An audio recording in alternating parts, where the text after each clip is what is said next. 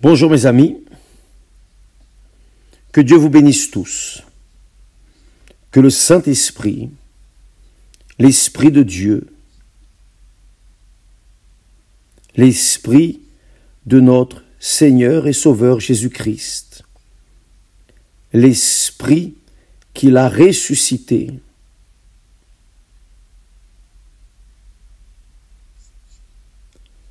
excusez-moi, je suis en train de rire.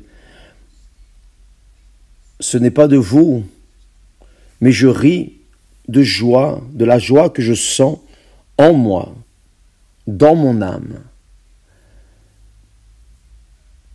Parce que lorsque l'on traite du Saint-Esprit, l'Esprit du Seigneur Jésus, on parle de l'Esprit qui a ressuscité le Seigneur Jésus et ressuscitera tous ceux qui croient en vérité, sincèrement, de tout leur cœur, de toute leur pensée, de toute leur force, croient dans le Seigneur Jésus. Ceux-là aussi reçoivent le Saint-Esprit et par conséquent ont la garantie de la résurrection. C'est magnifique, c'est très glorieux, extrêmement important. Je ne sais pas si vous arrivez à percevoir, si vous arrivez à comprendre la grandeur, l'extension, l'immensité de cette parole, de cette promesse de notre Seigneur et Sauveur Jésus-Christ. Quelle chose glorieuse. Mais en parlant de croire, beaucoup de personnes disent « Je crois, évêque. Je suis une personne qui croit, je suis de l'Église. » D'ailleurs, j'ai reçu des miracles, saviez-vous? J'ai reçu ceci, cela. J'ai prospéré, je me suis marié. J'ai reconstruit mon foyer. Beaucoup de bénédictions sont arrivées dans ma vie. Beaucoup de bénédictions sont arrivées dans ma vie. Mais je n'ai pas encore été scellé du Saint-Esprit. Je ne sais pas quoi faire. J'ai déjà tout fait. Jeûne de Daniel, campagne d'Israël. J'ai déjà fait de tout et je n'ai pas réussi à recevoir le Saint-Esprit. Qu'est-ce que cela serait? Pourquoi? Pourquoi ai-je reçu tant de bénédictions et je n'ai pas reçu la plus grande de toutes les bénédictions? Vous savez pourquoi? Nous allons ici répondre en accord avec ce qui est écrit. Le Seigneur Jésus a parlé. Parce que ce qui est écrit ici est très intéressant, très simple, très simple, mais très puissant. Excusez-moi.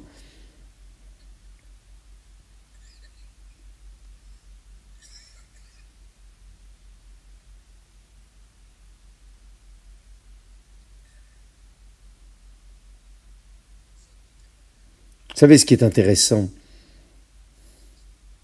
C'est que nous avons une joie dans l'âme. J'aimerais tellement, mais tellement, et je demande à Dieu, je demande qu'il me donne la direction, non seulement à moi, mais à tous mes collègues, tous ces serviteurs dans ce monde entier, tous ces serviteurs, qu'il donne au peuple exactement ce que j'ai reçu. Ce que je veux, c'est que vous receviez au minimum ce que Dieu m'a donné. Cette joie, cette allégresse, cette paix qu'il m'a donnée, grâce à Dieu. On a des luttes, et grâce à Dieu pour les luttes, les afflictions, grâce à Dieu, car les luttes, les afflictions, tribulations ne nous laissent pas somnoler, car nous sommes toujours en train de nous mettre aux pieds de notre Seigneur. Aide-moi, Seigneur. Mais en ce qui concerne notre intime, notre intérieur, notre conscience, il y a la paix, beaucoup de paix. Et ce n'est pas peu, non. Dieu ne donne pas peu de paix, il donne beaucoup de paix. Quelle merveille! Bien. Donc, comment vais-je résoudre ce problème, évêque? J'ai déjà été tellement béni. D'ailleurs, je suis ouvrier, ouvrière. Je travaille dans l'œuvre, enfin. Mais je n'ai pas encore reçu le Saint-Esprit. Si vous n'avez pas reçu le Saint-Esprit, vous ne pouvez même pas être ouvrier, ni ouvrière. Vous ne pouvez pas. Si vous êtes ouvrier ou ouvrière, sans avoir reçu le Saint-Esprit, vous aurez plus de problèmes que vous n'avez eu. Vous allez ajouter plus de problèmes dans votre vie. Car si vous ne recevez pas l'Esprit de Dieu, comment allez-vous affronter le diable, les démons que les personnes apportent en elles à l'Église? Pensez bien. Donc, il est préférable de mettre votre uniforme de côté et chercher d'abord le royaume de Dieu et sa justice. Le royaume du Saint-Esprit dans votre vie. Nous allons alors répondre pourquoi beaucoup de personnes ont reçu des bénédictions, beaucoup de bénédictions, mais n'ont pas encore reçu la bénédiction des bénédictions qu'est le Saint-Esprit. Voyez ce que le Seigneur Jésus enseigne. Il a dit une parabole. Un homme avait 2 fils. Et s'adressant au premier, il dit, « Mon enfant, va travailler aujourd'hui dans ma vigne. » Il répondit, « Je ne veux pas. » Ensuite, il se repentit et y alla. S'adressant à l'autre, il dit la même chose.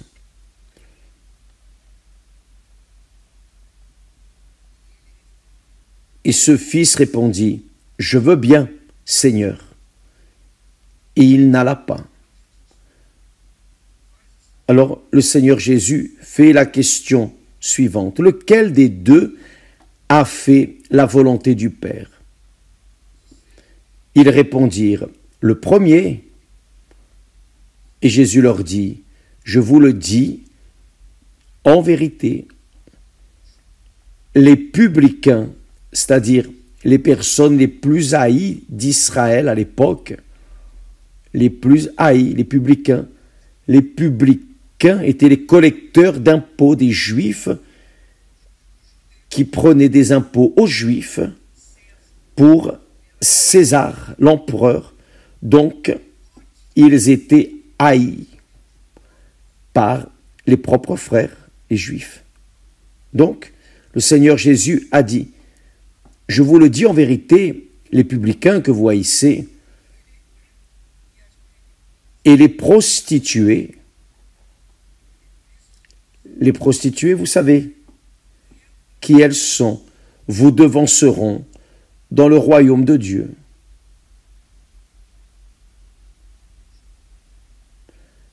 Les publicains et les prostituées vous devanceront dans le royaume de Dieu.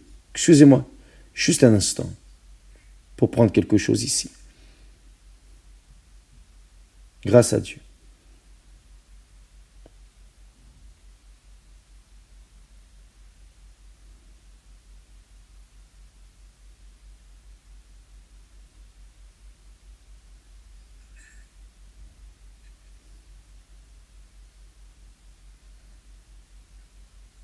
Comme j'aime parler de lui, comme j'aime. Je resterai jour et nuit à parler de lui. Parlant de sa grandeur, mais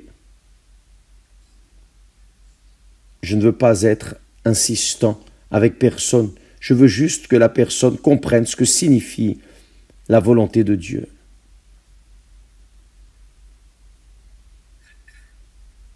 Maintenant, oui. Donc, avez-vous remarqué, Je vais lire de nouveau le texte. Le Seigneur Jésus a dit, je vais résumer. Le Seigneur Jésus a dit qu'un homme avait 12 fils. Il a dit au premier, va travailler dans ma vigne aujourd'hui. Mais il a dit, je ne veux pas. Mais plus tard, il a pensé, raisonné, et s'est repenti. Et il est allé travailler dans la vigne. Le deuxième fils a dit, oui Seigneur, j'y vais, mais il n'y est pas allé. C'est-à-dire, l'un était bon, l'un était poli, éduqué, il a concordé, j'y vais, mais il n'y est pas allé. L'autre, qui a été, disons, mal élevé, a dit, non, je n'y vais pas, je ne veux pas y aller. Mais après, repenti, il est allé. Lequel a fait la volonté du Père? Le premier. Donc ce premier, c'est cette personne qui dit, non, je ne veux pas, je ne vais pas. Elle est même mal élevée. Mais après, elle se repent et fait la volonté du Père. L'autre, éduqué, poli, a dit, oui, Seigneur, j'y vais, oui, Seigneur. Il dit même, oui, Seigneur, j'y vais. Mais il n'y est pas allé. À quoi bon que la personne, le premier est le non-religieux, le deuxième est le religieux. Le premier est celui qui agit sur la base de ce qu'il pense, considère qu'il doit être. Mais l'avantage du premier, qui a dit qu'il ne voulait pas, mais qui est allé, c'est qu'il a obéi. Il est allé, il a obéi. L'important est d'obéir, sentant ou ne sentant pas l'envie de faire, d'obéir. Il est allé et a obéi. Et c'est ce qui arrive à l'Église universelle. Beaucoup de personnes viennent ainsi, par terre, prostrées, viennent des prostituées, des publicains, viennent toutes sortes de personnes, toutes sortes de problèmes. Mais des personnes viennent. Et le fait, juste le fait d'arriver à l'église, elle démontre la foi intelligente, la foi qui pense. Et c'est pour cela qu'elles reçoivent. Mais il y a d'autres personnes, un autre type de personnes qui dit oui Seigneur, j'y vais. Par exemple, dimanche, nous aurons la fête de la nouvelle rencontre avec Dieu. Tout le monde est en train d'être invité. Nous sommes en train de divulguer à tout le monde la fête de la nouvelle rencontre avec Dieu. La fête du premier amour, du retour au premier amour. La fête du Fils prodige, qui était perdu, plein de boue, là des pourceaux, mais qui a pensé, raisonné et a pris la bonne décision. Il a choisi de revenir à la maison car il disait en lui-même, combien d'ouvriers de mon Père sont des ouvriers, des travailleurs de mon Père, des serviteurs de mon Père. Je suis fils et je suis là mélangé aux pourceaux, mangeant leur nourriture, et eux sont des travailleurs de mon Père, et ils mangent du meilleur. Non, non, j'accepte pas cela. Donc, il s'est repenti, c'était pas un sentiment. C'était pas un sentiment, c'est une décision intelligente. Et c'est ce que vous devez, mes amis, vous qui souffrez, c'est ce que vous avez besoin de savoir. Vous devez savoir cela, car vous êtes peut-être une personne religieuse. Comme le deuxième fils, vous êtes une personne bonne, charitable, vous êtes une bonne personne. Vous dites, oui Seigneur, oui madame, toujours prêt à dire oui aux personnes, mais vous n'obéissez pas. Vous n'obéissez pas. Ça ne sert à rien. À quoi bon être religieux et priez, vous faites vos prières, vous dites Amen grâce à Dieu, mais vous n'obéissez pas. Parce que vous allez en accord avec votre cœur. Donc il vaut mieux que vous disiez, je ne veux pas y aller, non, je n'y vais pas.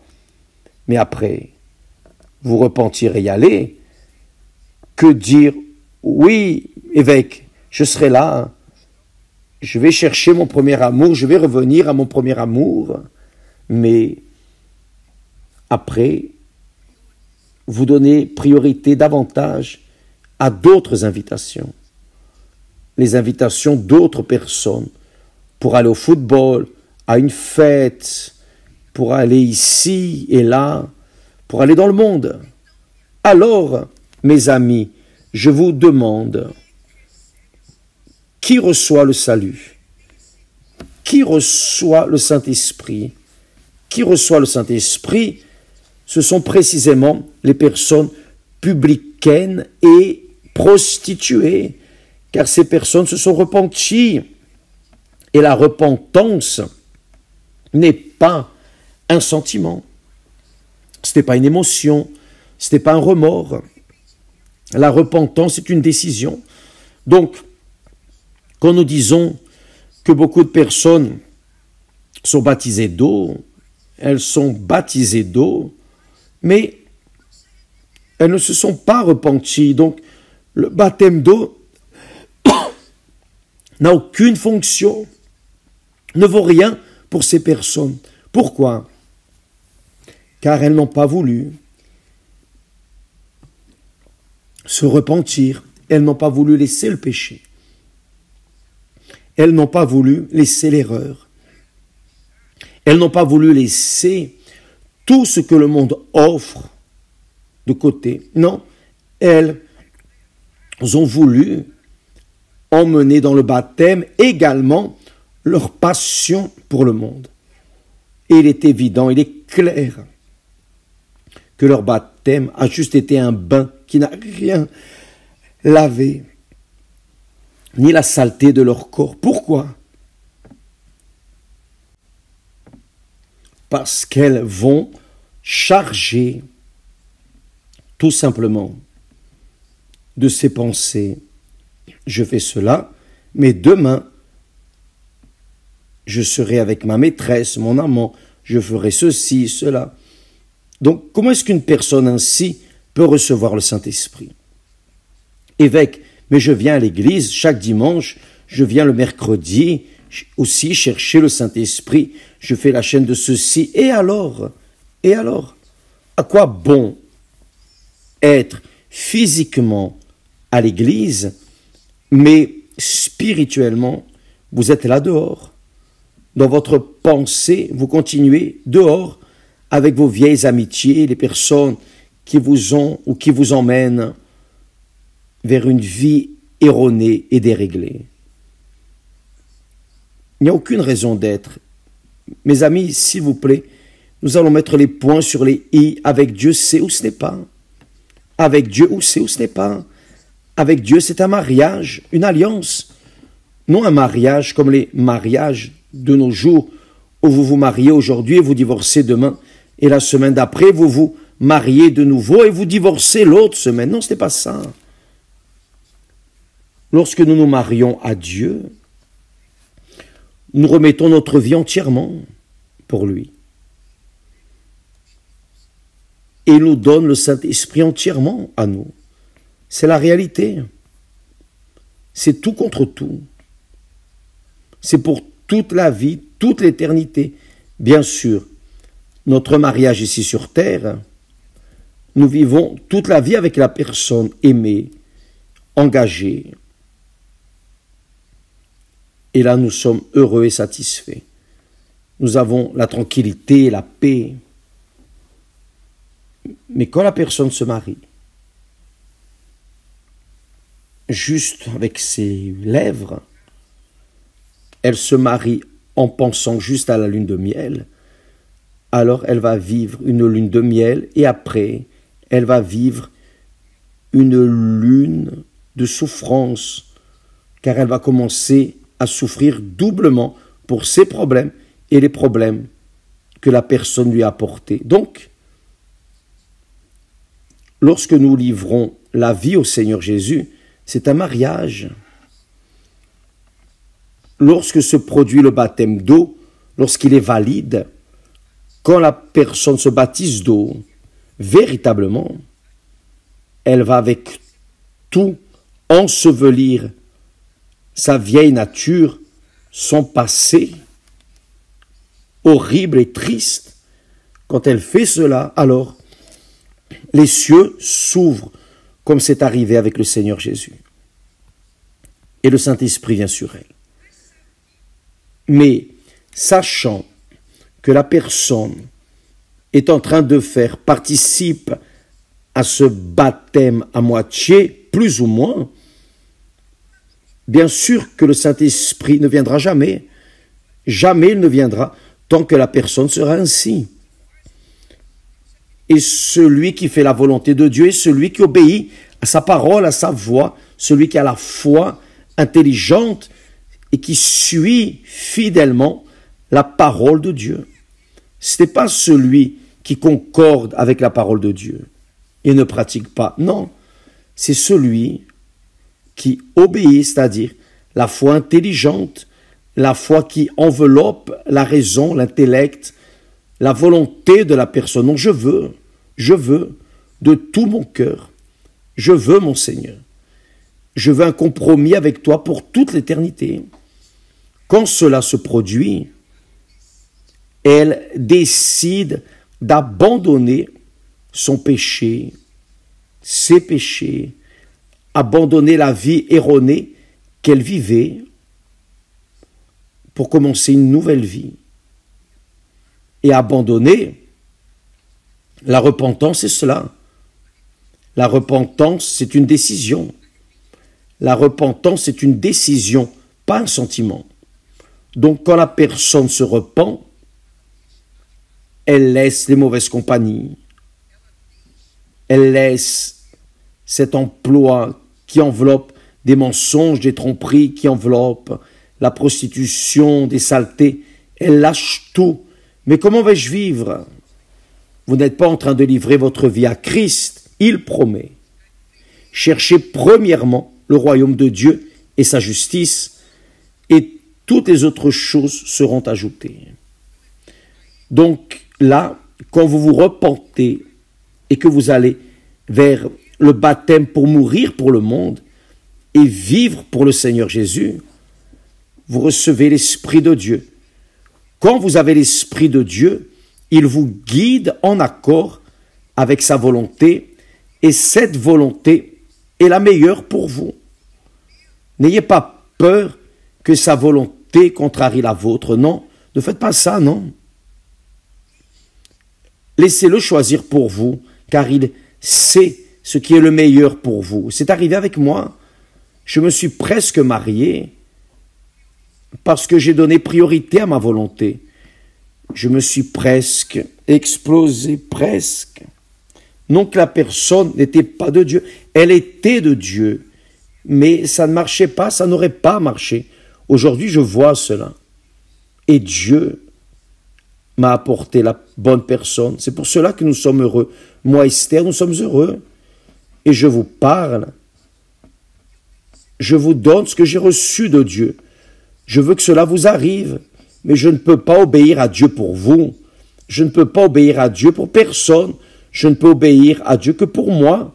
Je ne peux aller vers la vigne travailler que pour moi. Je ne peux envoyer personne travailler pour moi. Avez-vous compris? Vous non plus, vous ne pouvez pas faire cela. Si vous voulez une vie nouvelle, si véritablement, si vous êtes une personne sincère, peu importe ce que vous avez fait d'erroné, peu importe votre vie abîmée que vous avez vécue, peu importe à quel point vous êtes pécheur, peu importe. C'est pour cela que le Seigneur Jésus dit que les publicains, c'est-à-dire les haïs de cette société, les plus haïs de cette société, avec les prostituées qui étaient aussi, disons, mises comme une saleté, l'excrément de la société, le Seigneur Jésus a dit que ces personnes les devanceraient les religieux à qui le Seigneur Jésus parlait, les chefs, les religieux, ceux qui étaient fermes, toujours en train d'accomplir les obligations religieuses. Le Seigneur Jésus a dit que ces publicains et les prostituées vous devanceront dans le royaume de Dieu. Donc, si vous êtes cette créature, si vous êtes un publicain, si vous êtes une prostituée ou un prostitué, peu importe ce que vous êtes ou n'avez pas fait ou été, si vous obéissez, si au début vous dites non, je n'y vais pas, mais que vous y allez, vous obéissez, et vous allez vers le baptême d'eau avec cette décision de tout changer, vous voulez, faites attention, je vais vous dire une chose, maintenant, que je n'ai jamais dit, si vous voulez changer de vie, vous devez changer vos amis. C'est cela. Vous devez laisser ces amis qui vous conseillent de faire ce qui est erroné. Vous devez laisser les amitiés de côté. Vous devez laisser votre monde social de côté, en arrière, et vous immerger et aller vers le baptême avec cette décision. Je vais obéir, je vais me baptiser en sachant qu'à partir du moment où je vais me baptiser d'eau, au nom du Seigneur Jésus, alors ma vie, je vais tourner cette page de ma vie, je vais commencer une vie nouvelle. Nouveaux amis, des personnes de la foi, de la même foi, je vais m'envelopper avec, je vais me marier avec la personne qui est de Dieu aussi. Enfin, je vais faire ce que le Seigneur ordonne. Je vais obéir. Car l'obéissance est une attitude personnelle de chacun de nous. Ça n'a rien à voir avec le sentiment du cœur. C'est une décision qui est prise dans la tête. Lorsque vous décidez de vous marier, je dis de marier car vous comprenez mieux le langage du mariage. Quand la personne se marie, elle laisse père, mère, elle laisse sa vie de célibataire, elle laisse tout en arrière, ses amis, elle laisse le football, tout, ses plaisirs personnels, individuels, et elle livre toute sa vie à l'autre personne. Et l'autre personne fait la même chose pour elle. Donc l'un se livre à 100% à l'autre et vice-versa. Et cela n'arrive pas seulement pendant la lune de miel, mes amis. Cela doit arriver tous les jours, 24 heures par jour, pour le reste de la vie, jusqu'à ce que la mort vienne séparer. Mais avec le Seigneur Jésus, la mort n'existe pas pour celui qui se marie avec lui, qui s'allie avec lui, qui fait une alliance, un pacte avec lui. Ces personnes, lorsqu'elles s'allient au Seigneur Jésus, c'est pour toujours, toute l'éternité. Et vous vous livrez à 100%. Et évidemment, les cieux s'ouvrent pour recevoir l'enfant de Dieu. Et le Saint-Esprit descend. C'est ce qui est arrivé au Seigneur Jésus. Et c'est ce qui doit arriver à tous ceux qui véritablement veulent dire oui au Seigneur Jésus, obéir. Amen. Avez-vous compris? Bon, excusez-moi de parler ainsi. Je donne ce que j'ai, ce que Dieu m'a donné. Je cherche à le donner de la meilleure manière possible. Et si le Saint-Esprit ne vous convainc pas, mes amis, sachez une chose, je ne suis pas là pour convaincre qui que ce soit, personne. Je suis là